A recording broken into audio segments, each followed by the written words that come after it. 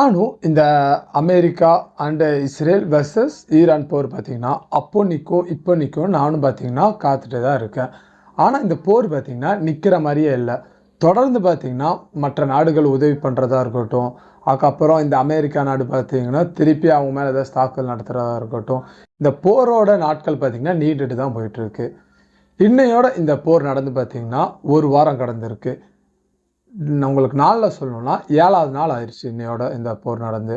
இந்த போரில் இன்னைக்கு 7வது நாளில் என்னென்ன நடந்துச்சு, எந்தெந்த நாடுகள் எப்படி ரியாக்ட் பண்ணியிருக்காங்க, ஃபஸ்ட்டாக பார்த்தீங்கன்னா நம்ம அமெரிக்கா என்ன பண்ணியிருக்காங்க, அதுக்கப்புறம் இஸ்ரேல் நாடு என்ன பண்ணியிருக்காங்க, அதுக்கப்புறம் ஈரான் நாட்டிலேருந்து அவங்க என்ன பண்ணியிருக்காங்க அப்படின்னா நம்ம ஒன் பை ஒன்னாக பார்த்தீங்கன்னா இந்த வீடியோவில் நம்ம பார்க்க போகிறோம். இந்த வீடியோ பார்த்தீங்கன்னா இந்த ஒரு வீடியோ பார்த்தாலே இன்றைக்கி 7வது நாளில் என்ன நடந்திருக்கு அப்படின்னு பார்த்தீங்கன்னா நீங்கள் ஃபுல்லாக இதுலேயே நீங்கள் பார்த்து சிம்பிளாக புரிஞ்சுக்கலாம்.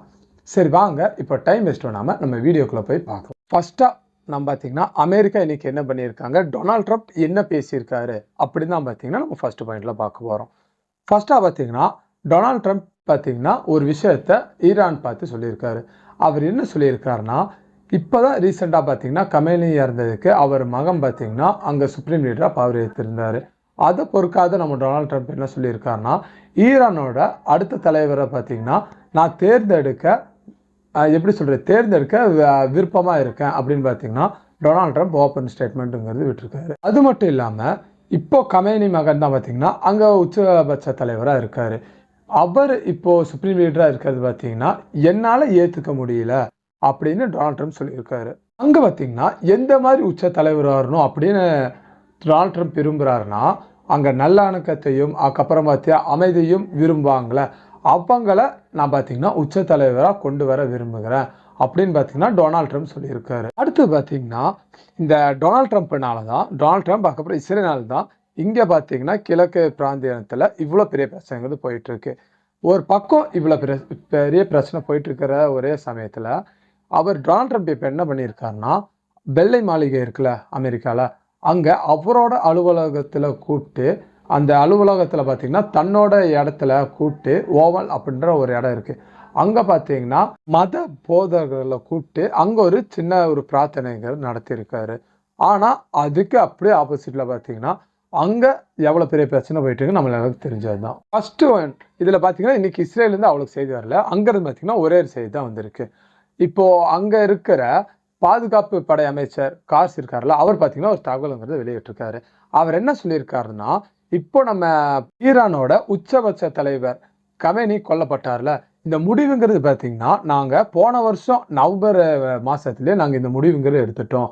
ஆனால் இப்போ தான் பார்த்தீங்கன்னா அந்த முடிவுங்கிறத இம்ப்ளிமெண்ட் பண்ணியிருக்கோம் அப்படின்னு பாதுகாப்புத்துறை அமைச்சர் பார்த்தீங்கன்னா சொல்லியிருக்காரு. இது ஒன்று தான் பார்த்தீங்கன்னா இஸ்ரேல் சைட்லேருந்து நம்மளுக்கு கிடைச்ச தகவல். அடுத்தது பார்த்தீங்கன்னா மற்ற நாடுகள் என்னென்ன சொல்லியிருக்காங்க அப்படின்னு நம்ம அடுத்தது நம்ம ஒன் பை ஒன்னாக நம்ம இப்போ பார்க்கலாம். ஃபர்ஸ்ட்டாக பார்த்தீங்கன்னா கத்தார் அமைச்சர் பார்த்தீங்கன்னா ஒரு ஸ்டேட்மெண்ட் வெளியிட்டிருக்காரு. அவர் என்ன சொல்கிறாருன்னா, இந்த ஹர்முஸ் இருக்குல்ல அந்த கால்வாய் இப்படி மூடி இருந்துச்சுன்னா ஒரு 3 வாரம் கழிச்சு பார்த்தீங்கன்னா ஒரு பேரல் நம்ம கச்சா எண்ணெயோட விலை பார்த்தீங்கன்னா $150 வரைக்கும் உயர வாய்ப்பு இருக்குது அப்படின்னு சொல்லியிருக்காரு. இன்னைக்கு பார்த்தீங்கன்னா மார்ச் 6ஆம் நாள் ஆகுது. இன்னைக்கு டேட்டில் ஒரு பீப்பாய் நம்ம ஒரு பேலர் நம்ம கச்சா எண்ணெயோட விலை எவ்வளோன்னு பார்த்தீங்கன்னா $82 தான் இருக்குது. இது பார்த்தீங்கன்னா டபுளாக வாய்ப்பு இருக்குது அப்படின்னு பார்த்தீங்கன்னா நம்ம கத்தார் எரிசக்தி அமைச்சர் பார்த்தீங்கன்னா இந்த மாதிரி ஒரு ஸ்டேட்மெண்ட் சொல்லியிருக்காரு. ஃபஸ்ட்டே பார்த்தீங்கன்னா இங்கே நம்ம ஈரானுக்கு அதுக்கப்புறம் நம்ம அமெரிக்கா இஸ்ரேல் இங்கே எவ்வளோ பெரிய இங்கே போர் போயிட்டுருக்கு நம்மளுக்கு தெரியும். இதில் நம்ம கொஞ்சம் பெட்ரோல் ஊற்றுற மாதிரி நம்ம ஆஸ்திரேலியா நாட்டிலேருந்து அவங்க ஒரு செய்தி பார்த்தீங்கன்னா வெளியிட்டிருக்காங்க. அதில் அவங்க என்ன சொல்லியிருக்காங்கன்னா, அமெரிக்காவுக்கு பார்த்தீங்கன்னா நாங்கள் ஆஸ்திரேலியா இராணுவம் உதவுவதற்கு தயாராக இருக்கோம் அப்படின்னு பார்த்தீங்கன்னா ஒரு பெரிய குண்டை தூக்கி போட்டிருக்காருன்னே சொல்லலாம். அது மட்டும் இல்லாமல் இப்போ இந்த அரபு நாடுகளில் பார்த்தீங்கன்னா ஏற்கனவே இங்கே நம்ம இராணுவ வீரர்கள் பார்த்தீங்கன்னா முகாமிட்டிருக்காங்க. இப்போது அமெரிக்காவுக்கு ஏதாச்சும் உதவி நம்ம ஆஸ்திரேலியா நாட்டிலேருந்து தேவைன்னா நாங்கள் பார்த்தீங்கன்னா உதவுறதுக்கு தயாராக இருக்கோம் அப்படின்னு பார்த்தீங்கன்னா சொல்லியிருக்காங்க. அதுக்கப்புறம் பார்த்தீங்கன்னா உக்ரைன் தலைவர் நம்ம ஜெலன்ஸ்கி இருக்கார்ல, அவர் பார்த்தீங்கன்னா ஒரு ட்விட்டுங்கிறது போட்டிருக்காரு. அதில் அவர் என்ன சொல்லியிருக்காருன்னா, அமெரிக்கா பார்த்தீங்கன்னா எங்களிடம் உதவி கேட்டிருக்காங்க அப்படின்னு. எதுக்காக அமெரிக்கா பார்த்தீங்கன்னா உக்ரைன் கிட்ட உதவி கேட்டிருக்காங்கன்னா, ஃபஸ்ட்டே பார்த்தீங்கன்னா ரஷ்யாவுக்கும் உக்ரைனுக்கும் போருங்க நடந்துட்டு இருந்துச்சு. அப்போ பார்த்தீங்கன்னா ஈரான் நாட்டில் தயாரித்த ட்ரோனுங்களை பார்த்தீங்கன்னா அவங்க யூஸ் பண்ணிகிட்டு இருந்தாங்க. இப்போ அந்த ட்ரோனுகளை இப்போ கட்டுப்படுத்துறதுக்கு எப்படி கட்டுப்படுத்துறது அப்படின்னு நம்ம ஜெலன்ஸ்கிட்ட பார்த்தீங்கன்னா அவங்க கேட்டிருக்காங்க அப்படின்னு நம்ம ஜெலன்ஸ்கி பார்த்தீங்கன்னா ஒரு ட்வீட் மூலமாக அதை பார்த்தீங்கன்னா தெரிவிச்சிருக்காங்க. அது மட்டும் இல்லாமல் இப்போது அமெரிக்காவுக்கு ஏதாச்சும் உதவி வேணும்னா அதை பார்த்தீங்கன்னா எங்கள் நாட்டு இராணுவம் செய்யும் அப்படின்னு நான் பார்த்தீங்கன்னா உத்தரவு போட்டிருக்கேன் அப்படின்னு ஜெலன்ஸ்கி பார்த்தீங்கன்னா சொல்லியிருக்காரு. அதுக்கப்புறம் பார்த்தீங்கன்னா நம்ம ரஷ்யா அதிபர் புட்டின் இருக்கார்ல, அவரும் பார்த்தீங்கன்னா ஒரு நியூஸ் வந்து சொல்லியிருக்காரு. அவர் என்ன சொல்லியிருக்காருன்னா, ஈரான் பார்த்தீங்கன்னா எங்கள்கிட்ட இது வரைக்கும் எந்த மாதிரி ஒரு உதவியும் கேட்கல. அது பார்த்தீங்கன்னா ஆயுதமாக இருக்கட்டும், இல்லை இராணுவ உதவியாக இருக்கட்டும், இந்த மாதிரி எந்த உதவியும் பார்த்தீங்கன்னா இது வரைக்கும் எங்ககிட்ட கேட்கல.